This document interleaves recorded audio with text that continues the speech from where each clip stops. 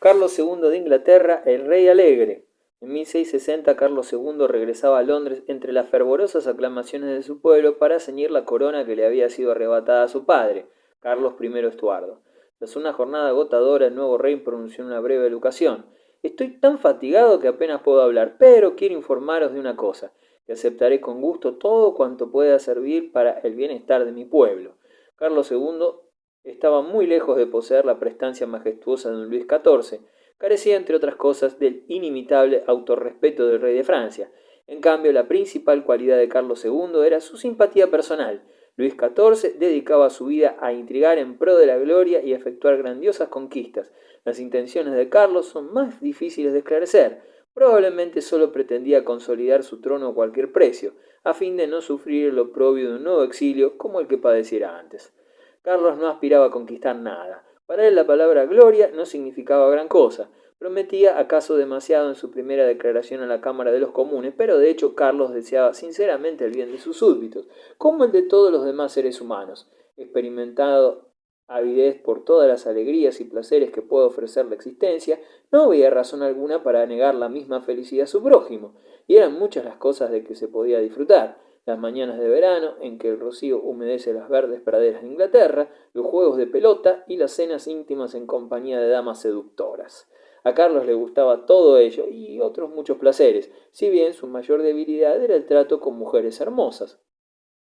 Los primeros años de su reinado producen la impresión de una prolongada bacanal. A los ingleses les era simpático su Merry King, el rey alegre. Buena necesidad tenían de cierto reposo y relajación, después de 20 años seguidos de puritanismo religioso, durante los cuales monótonos y sempiternos himnos religiosos habían sustituido a los bailes, el teatro, las fiestas y los juegos públicos, ya que incluso los bailes folclóricos en torno al árbol de mayo eran considerados un pecado en la República de Cromwell.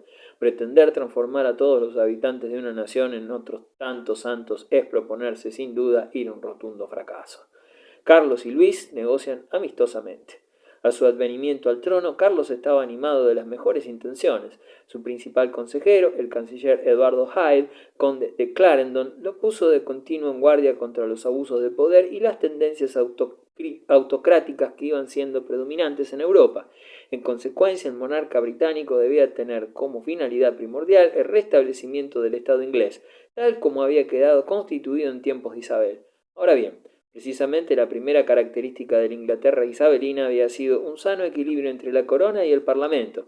Carlos II compartía la opinión de su ministro y pretendía, según él mismo afirmaba, reinar sobre un pueblo libre y gobernar de acuerdo con sus leyes.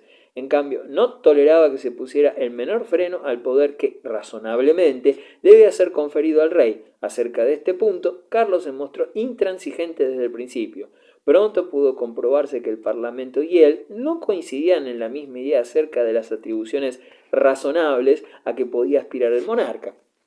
Durante su destierro, Carlos se había aficionado demasiado a Francia, a su cultura y refinamiento, a su ingenio y elegancia, a todo aquello que tanto le hubiera gustado poder introducir en Inglaterra. Carlos II demostraba preferencia por todo cuanto era francés. Además, su carácter bonachón y tolerante, su carencia absoluta de ambiciones en el terreno de la política europea y su intransigencia acerca de sus derechos de fronteras adentro constituían otros tantos elementos que contribuían a convertirlo en príncipe británico ideal para Luis XIV y en el peón adecuado para el juego político de Francia. A mayor abundamiento, Carlos siempre se hallaba más o menos desprovisto de dinero.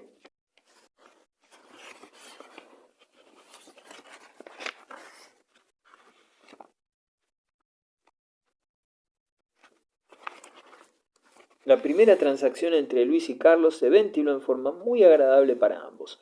Carlos no disponía del numerario indispensable para elaborar su nuevo instrumento gubernamental.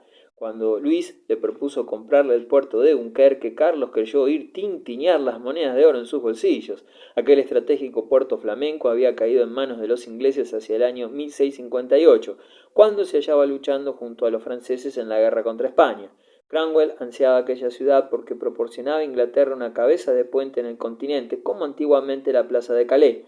Al frívolo Carlos II, en cambio, le interesaba muy poco Dunkerque. Por otra parte, en modo alguno deseaba inmiscuirse en las guerras continentales. Cuando Luis le ofreció una crecida suma a cambio de la ciudad, Carlos se apresuró a aceptar. La venta se realizó en 1662 y fue acogida por los británicos con sentimientos harto diversos. Para la corte de Luis XIV aquella adquisición fue como tocar el cielo con las manos. El rey había obtenido una inapreciable base de operaciones para iniciar aquella ofensiva contra los Países Bajos españoles que con tanta actividad preparaban sus diplomáticos y generales. Luis XIV y las Provincias Unidas. El mismo año en que se firmaba el contrato en virtud del cual se cedía Dunkerque a los franceses, Luis XIV concertó una alianza defensiva con las Provincias Unidas. Se prescribía en ella que si los holandeses eran atacados por una tercera potencia, Francia los ayudaría, poniendo a su disposición un ejército de 12.000 hombres, y por su parte la República proporcionaría 6.000 soldados a Luis en caso de una ofensiva contra Francia. Las potencias signatarias garantizaban además la integridad de sus territorios respectivos y el tratado estaría vigente por un periodo de 25 años. Las intenciones francesas eran evidentes. Aquel tratado constituía un eslabón más en la cadena de preparativos y operaciones con las cuales Luis iba estrechando el cerco de los Países Bajos españoles. Los diplomáticos franceses tuvieron ocasión entonces de conocer a Jan de Witt, gran pensionario de Holanda. En lo sucesivo, este personaje ocuparía lugar muy importante en los proyectos de Luis XIV. El rey Sol consideraba al pensionario como personaje a quien Dios destina para llevar a cabo grandes empresas. Su política iba encaminada ante todo a mantener la libertad de las Provincias Unidas y su equilibrio económico y comercial. Para conseguirlo era preciso evitar a toda costa que los Países Bajos del Norte quedaran aislados de las demás naciones, sobre todo de Inglaterra y Francia. De Witt dijo en cierta ocasión que incluso si el trono de Inglaterra estuviera ocupado por el diablo, Holanda debería mantener buenas relaciones con dicho país.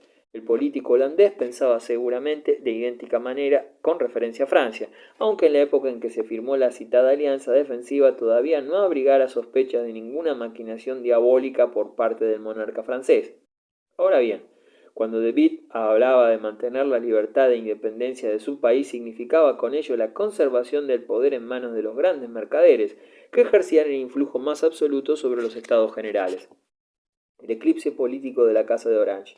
La actitud del pensionario ante los acuciantes problemas de la política interior de su país se explica por el desarrollo de ciertos acontecimientos dramáticos ocurridos anteriormente, en 1650. El príncipe Guillermo II de Orange, a la sazón estatúder de los Países Bajos, era un joven sumamente emprendedor y ambicioso. Soñaba con la gloria militar y deseaba que los estados generales pusieran a su disposición el dinero indispensable para la creación y mantenimiento de un gran ejército. Al serle negados dichos subsidios, Guillermo recurrió a la violencia, hizo detener a 5 de los más destacados representantes de los Estados Generales de Holanda y marchó hacia Ámsterdam con tropas. La población se declaró entonces dispuesta a defenderse a todo trance. Ante tan valerosa actitud, el joven estatúder se resignó a renunciar a sus ambiciosos proyectos.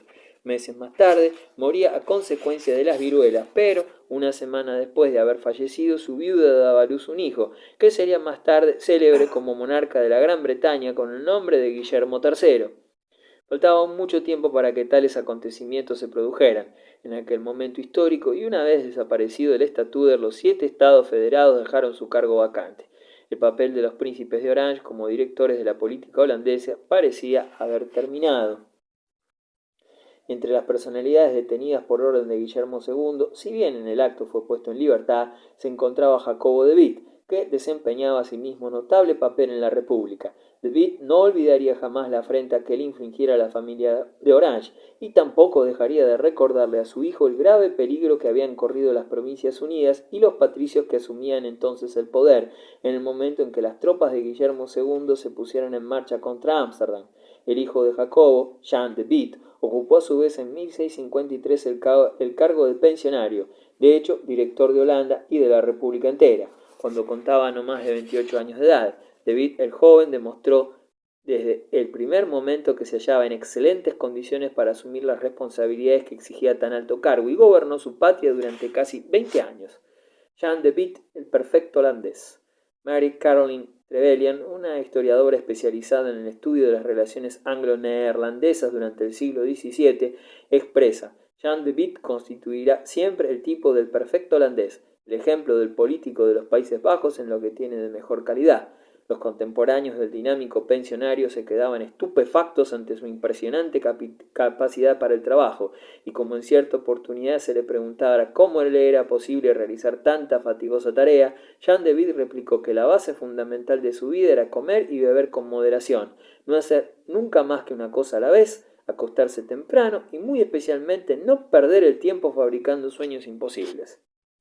El injusto encarcelamiento de Jacobo de Witt en 1650, ordenado por Guillermo II, produjo una profunda impresión en su hijo, y para prevenir cualquier otra actitud similar a la intentona de Guillermo II, Jean de Witt hizo promulgar varias leyes dirigidas directamente contra la familia de Orange, muy especialmente el Edicto Eterno de 1667, por el que se suprimía en forma definitiva el cargo de estatúder en la provincia de Holanda.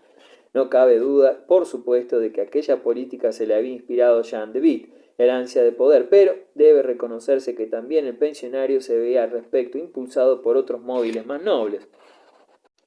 Debe tenerse presente que aquella Holanda que representara a Jean de Witt con tanta dignidad formaba con Francia un tan real como violento contraste.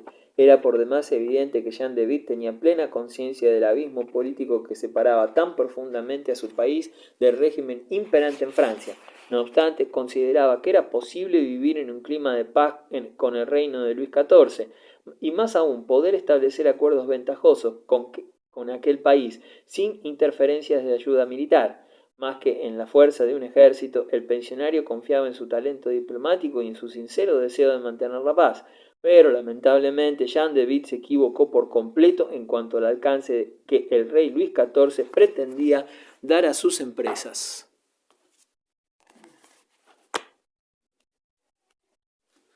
Primera guerra de saqueo, el derecho de devolución y otros conflictos. Luis XIV reclama a los Países Bajos españoles. Los juristas de Luis XIV exhumaron antiguos textos jurídicos acerca de los cuales el rey demostró gran interés. En Brabante y en algunas otras provincias de los Países Bajos españoles había regido antaño una ley que estipulaba que en todo matrimonio, en caso de fallecimiento del esposo o de la esposa y de un segundo enlace del viudo o de la viuda, los bienes del primer matrimonio recaían en herencia sobre los hijos nacidos de esta unión. El esposo superviviente debía limitarse solo a administrar dichos bienes hasta su muerte.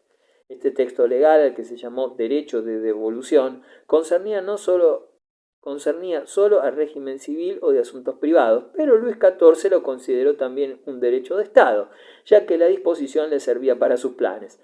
Su esposa era hija del primer matrimonio del monarca español Felipe IV. En virtud de ese oportuno derecho de devolución, el dominio de los Países Bajos debía recaer legítimamente en ella. Felipe solo tenía derecho a la administración de esas provincias hasta su muerte. A tal respecto, Luis organizó una especie de campaña de prensa que causó sensación en toda Europa. Felipe adoptó entonces la iniciativa de ofrecer en matrimonio a su hija menor, Margarita Teresa, al emperador austríaco Leopoldo I, a condición de que éste aceptara al mismo tiempo la sucesión al trono de España, proposición que el emperador acogió de buena gana. El emperador Leopoldo I de Austria, jefe de la rama austríaca de los Habsburgo, Leopoldo parecía predestinado por ley natural a convertirse en el primer adversario de su cuñado francés, con el agravante de que su reinado se prolongaría más de medio siglo. Pero, sin embargo, indeciso por naturaleza, Leopoldo no alcanzaba el nivel requerido para llevar esta tarea histórica. Sus educadores lo habían inculcado la idea de que la dinastía de los Habsburgo tenía en los Borbones sus mayores enemigos. Leopoldo se percataba de que era necesario poner freno en las ambiciones de Luis XIV, si quería proteger el Imperio Romano y sus territorios hereditarios de Austria, pero no sabía qué partido tomar. El imperio estaba dividido y él ignoraba qué príncipes alemanes estaban dispuestos a unirse contra Francia bajo su dirección. Por otra parte, sus recursos financieros eran exiguos para una empresa tan arriesgada. Además, debía pensar en otro enemigo peligroso, los turcos. Los otomanos declararon la guerra al emperador en 1663 y en 1664 estuvo de concertar con la Sublime Puerta una paz desastrosa para el imperio. La batalla de los 4 días. El pueblo inglés empezaba a agitarse. Una vez restaurada la monarquía y solucionados los problemas internos, los británicos anhelaban dedicarse a empresas notables y nada mejor que humillar a sus vecinos holandeses, que tenían el poco recato de hacer navegar sus barcos en todos los lugares del mundo.